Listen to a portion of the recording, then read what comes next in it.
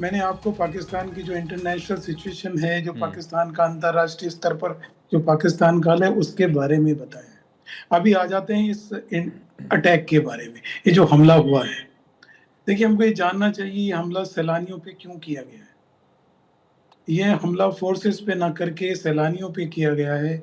ये एक अपने आप में एक डिफरेंट सिग्नल है। ये अपने आप में आप ये चीज़ को दर्शाता है, ये इस चीज़ का सूचक है कि पाकिस्तान और सारे उसके जो सपोर्टेड दहशतगर्द हैं, ये पूरी तरह फ्रस्ट्रेटेड हो चुके हैं, पहली बात। दूसरी बात, सैलानियों पे हमला करने का मतलब ये है कि कश्मीर का जो आवाम है, वो आज इन दहशतगर्दों को सपोर्ट नहीं करता है। जिसके कारण वो नहीं चाहते हैं कि जो कश्मीर के लोकल्स हैं, उनको जो हमारे टूरिस्ट से उनको जो सपोर्ट मिलता है, जो आमदनी होती है हुँ। सैलानियों से, वो उनको मिले। वो उस चीज़ को कट कर देना चाहते हैं, उस चीज़ पे रोक लगा देना चाहते हैं। आप आयुष जी समझ रहे हैं किस तरह की एक सिचुएशन है पाकिस्तान के लिए। एक तरफ उसका इंटरनेशनल सपोर्ट बंद हो गया है और दूसरी तरफ हिंदुस्तान में उसका लोकल सपोर्ट बंद हो गया है। क्योंकि इसलिए उसको मजबूर होकर ये करने की कोशिश करनी पड़ी है। कश्मीर में पाकिस्तान परेशान है कि किस लोकल का सपोर्ट इन स्पाइट ऑफ उसने जो रिलीजियस एंगल ट्राई किया या और भी दुनिया तरह की और जो उसका भी असर भी एंगल। दिख रहा है जिसका ज़िक्र आप कर रहे हैं सर। कश्मीर के भी तमाम ज़िलों में बंद बुलाया गया है, इसकी निंदा की जा रही है, कैंडल मार्च निकाला गया, प्रदर्शन की तस्वीरें भी सामने आ रही हैं। बिल्कुल ठीक कहना आपका। Colonel Dinesh Sharma, retired defence expert हमारे साथ जुड़े हुए हैं। दिनेश सर, कई सारे ऐसे मौके पाकिस्तान की तरफ से देखे गए जहां साजिश का पूरा इशारा मिला, चाहे वो पीओके में हमास कमांडर का मौजूद रहना हो, आसिम मुनीर का खुद का स्टेटमेंट हो, या इस तरह की साजिशों का जो पूरा पैमाना है वो दिख रहा था। क्या पाकिस्तान अभी भी सुधरा नहीं है इस हालत में भी कि यूएस उससे कोई सपोर्ट नहीं कर रहा? जैसा बताया सर ने भी, अफगानिस्तान वाला पूरा मोर्चा देख ही रहे हैं, वहां पर किस तरह से पाकिस्तान जूझ रहा है, बलूचिस्तान सिंध में पाकिस्तान जूझ रहा है। इसके बावजूद भी पाकिस्तान किस हद तक जा रहा है सर?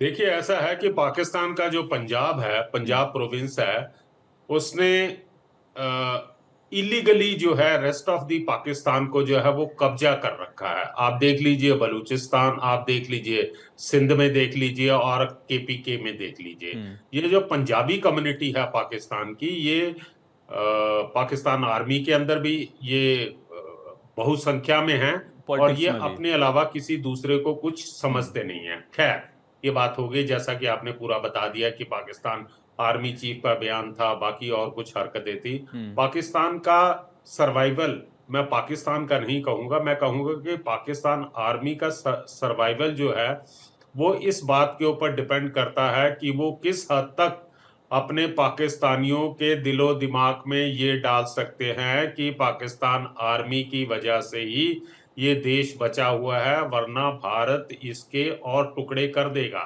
उन्होंने पाकिस्तान की जनता को बहुत बुरी तरह से गलत नैरेटिव पेश करके और बहुत ही गलत इंफॉर्मेशन भारत के बारे में दे रखी है। क्योंकि अगर पाकिस्तानी को पता चल जाता है कि भारत के अंदर किस प्रकार से जो हमारे यहाँ पे मुस्लिम रह रहे हैं, उनको किस प्रकार के अधिकार मिले हैं, किस प्रकार का वो जीवन यापन कर रहे हैं, तो हो सकता है कि पाकिस्तान का जो यूथ है, जो नई जनरेशन है, वो क्वेश्चन करेंगे कि टू नेशन थ्योरी का क्या मतलब था, जबकि सरहद के उस पार भारत के अंदर मुसलमान जो है पूरी तरह से सुरक्षित हैं और खुशहाल हैं। हम्म। पाकिस्तान की ये फितरत के अंदर है। 1947 के बाद जो है उसने हमारे साथ 4 युद्ध किए हैं, और युद्धों का जो नतीजा आया वो जग जाहिर है। लेकिन पाकिस्तान आर्मी जो है अपने लोगों को उन युद्धों के बारे में मिस इन्फॉर्मेशन देती है कि पाकिस्तान ने वो युद्ध जीत लिए थे। ये तो हो गया गलत प्रकार का नैरेटिव पेश बिल्कुल। करना हम्म। अपने ही लोगों के बारे में। अब आज की तारीख के अंदर, जैसा कि हमारे साथी ने बता दिया कि उसकी क्या सिचुएशन है पाकिस्तान के अंदर आज, जो है जो पाकिस्तान अपने आप को बहुत पाकिस्तान की आर्मी जो है अपने आप को बहुत बहादुर समझती है।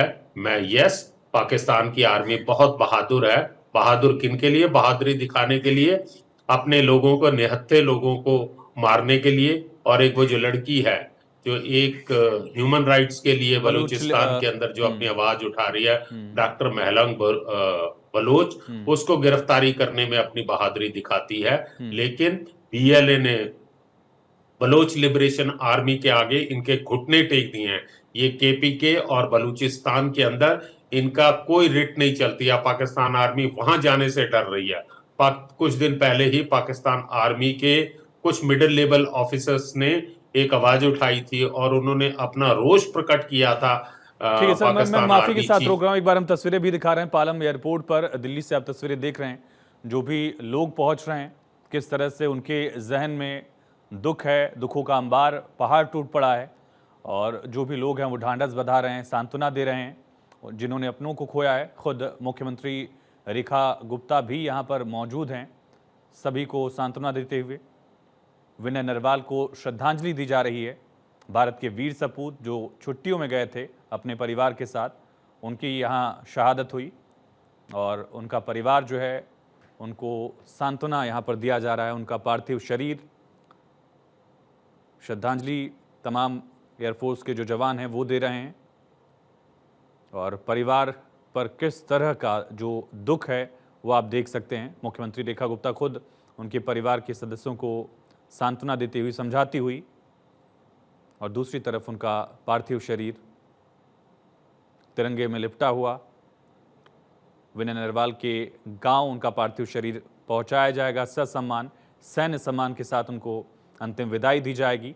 लेकिन जब उनका पार्थिव शरीर दिल्ली पालम एयरपोर्ट पर पहुंचा, उस वक्त दिल को झकझोर देने वाली ये तस्वीरें आप देखिए कि कितना मुश्किल वक्त परिवार के लिए, परिवार के सदस्यों के लिए। हरियाणा के करनाल के रहने वाले थे लेफ्टिनेंट विनय नरवाल, और 9 दिन पहले ही उनकी शादी हुई थी। छुट्टी पर गए थे परिवार की खुशियों के साथ, लेकिन उनकी भी यहाँ शहादत हुई। और अब उनका पार्थिव शरीर दिल्ली के पालम एयरपोर्ट पर पहुंचा है। एयरफोर्स के जो तमाम जवान हैं, अधिकारी हैं, माफ़ किए, इंडियन नेवी के जो अधिकारी हैं वो उनको श्रद्धांजलि दे रहे हैं। और परिवार के भी तमाम सदस्य, खुद मुख्यमंत्री रेखा गुप्ता भी यहाँ पर मौजूद हैं। बीजेपी दिल्ली के प्रदेश अध्यक्ष सचदेवा, वीरेंद्र सचदेवा भी यहाँ पर मौजूद हैं। और परिवार के सदस्यों से बात की जा रही है। परिवार के सदस्यों को ढांढस बंधाया जा रहा है। बहुत मुश्किल वक्त उनके लिए, उन तमाम लोगों के लिए जिन्होंने अपनों को खोया है। लेकिन आप सोचिए, एक देश का वीर जवान जो 9 दिन पहले अपनी शादी के बाद यहाँ पहुँचा था, और उनके फैमिली मेम्बर्स ये दुख जो है वो बर्दाश्त कर पाना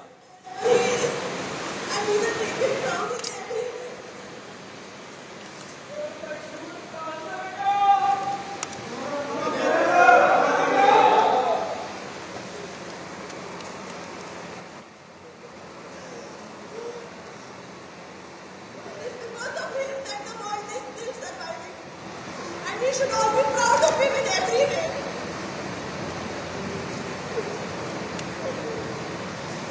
In every way.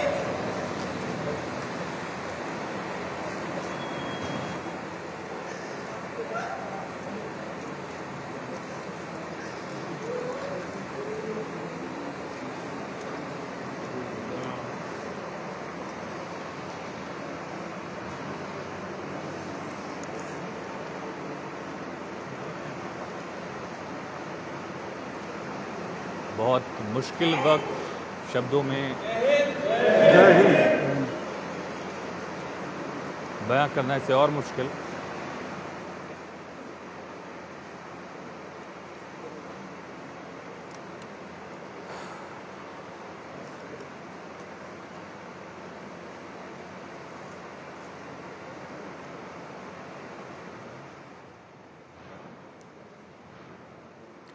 नौ दिन पहले ही लेफ्टिनेंट विनय नरवाल की शादी हुई, और उनके परिवार के सदस्य जो हैं किस तरह से उनके पार्थिव शरीर से लिपट कर रो रहे थे। ये तस्वीरें दिल को एकदम झकझोर देने वाली हैं। तिरंगे को चूमकर उनको सैल्यूट किया, जय हिंद कहकर। तमाम सैन्य अधिकारी इस वक्त मौजूद हैं। तमाम बड़ी शख्सियतें इस वक्त दिल्ली के पालम एयरपोर्ट पर मौजूद। परिवार को ढांढस बंधाया जा रहा है, सांत्वना दी जा रही, समझाने की कोशिश की जा रही है। लेकिन जिन्होंने अपनों को खोया है उनके लिए कितना मुश्किल ये वक्त है, ये तस्वीरें बयां कर रही हैं। शब्द कम पड़ जाएं, इस तरह का दुख है। दूसरी तरफ देश के अलग अलग हिस्सों से इस आतंकी हमले की कठोरतम शब्दों में लगातार निंदा की जा रही है, दुख जाहिर किया जा रहा है। विरोध प्रदर्शनों का दौर, आक्रोश, नाराजगी है देशवासियों के मन में। लेकिन जो तस्वीरें आप देख रहे हैं दिल्ली के पालम एयरपोर्ट से, हृदय विदारक, दिल को झकझोरने वाली। 9 दिन पहले ही विनय नरवाल की शादी हुई थी। परिवार के साथ वो छुट्टियां मनाने पहलगाम पहुंचे थे और वहां उन्होंने बलिदान दिया। उनका मजम्मत कर रहे हैं, क्या पहलगाम में जो दहशतगर्दाना हमला हुआ, बेकसूरों की जानें ली गईं, उसके लिए ऑल इंडिया। तो अब उनका पार्थिव शरीर उनके गांव ले जाया जाएगा, हरियाणा के उनके गांव। और विनय नरवाल की पत्नी ने कहा कि तुम पर हमेशा गर्व रहेगा, जय हिंद कहा उन्होंने। लिपट कर वो पार्थिव शरीर से रोने लगी। वहां मौजूद अधिकारियों ने उनको समझाया। खुद मुख्यमंत्री रेखा गुप्ता ने विनय नरवाल को श्रद्धांजलि दी और अब उनका पार्थिव शरीर हरियाणा में उनके पैतृक गांव पहुंचेगा। वहां सैन्य सम्मान के साथ उनको अंतिम विदाई दी जाएगी। मुख्यमंत्री हरियाणा के नायब सिंह सैनी ने भी उनकी शहादत पर दुख जाहिर किया है। लेफ्टिनेंट विनय नरवाल 2 साल पहले ही इंडियन नेवी में भर्ती हुए थे। हरियाणा के करनाल में उनका अंतिम संस्कार होगा उनके पैतृक गांव पर। और ये वो तस्वीरें जब उनका पार्थिव शरीर यहाँ पहुँचा। उनका परिवार, उनके तमाम सदस्य जो हैं यहाँ पर मौजूद रहे। नेवी के अधिकारियों ने सैन्य सम्मान के साथ उनको यहाँ श्रद्धांजलि दी है और इसके बाद उनका पार्थिव शरीर हरियाणा के करनाल में उनके पैतृक गांव जाएगा और वहां पर उनको पूरे सम्मान के साथ ससम्मान आखिरी विदाई दी जाएगी। देश का ये वीर सपूत जो अपने परिवार के लिए, अपने परिवार की खुशियों के लिए छुट्टी पर वक्त गुजारने गया था, कई सारे ख्वाब लेकर उन्होंने अपना बलिदान दिया। 2 साल पहले ही इंडियन नेवी उन्होंने ज्वाइन की थी, लेकिन वो तस्वीरें बहुत हृदय विदारक, जहाँ उनकी पत्नी पार्थिव शरीर से लिपट कर रोने लगी और जय हिंद कहा जब उन्होंने।